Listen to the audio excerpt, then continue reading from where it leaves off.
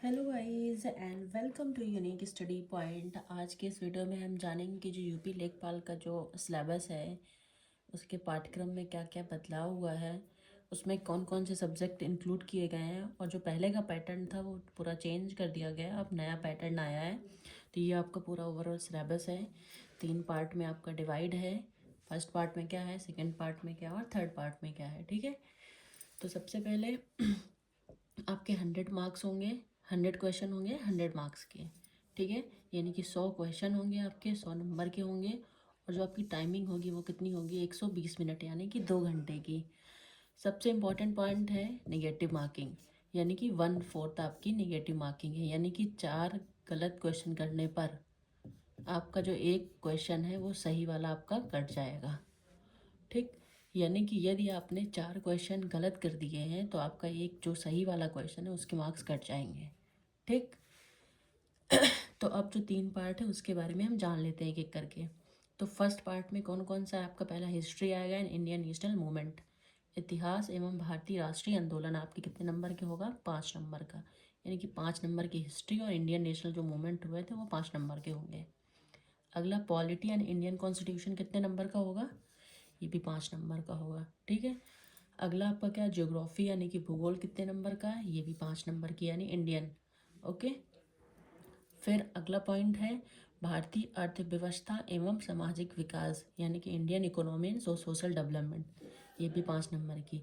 ऐसे जानो आप, हिस्ट्री 5 नंबर की, पॉलिटी 5 नंबर की, इसी में कॉन्स्टिट्यूशन भी ऐड है, ज्योग्राफी, इकोनॉमी। फिर अगला ये इंपॉर्टेंट है आपका ग्राम समाज एवं विकास, यानी कि रूरल डेवलपमेंट एंड सोसाइटी, ये भी आपकी 5 नंबर की होगी। फिर आपका ये सीए यानी कि करंट अफेयर, नेशनल और इंटरनेशनल दोनों आएगा इसमें, ये भी आपका 5 नंबर का है। फिर आपकी साइंस हो गई, ये भी आपकी 5 नंबर की हो रही है। सबसे इम्पॉर्टेंट आपकी ये 3 पोर्शन है, ठीक है। इन्वायरमेंट, इकोलॉजी, डिजास्टर मैनेजमेंट, ये आपका 10 नंबर का है। डीआई डाटा इंटरप्रिटेशन 10 नंबर का है।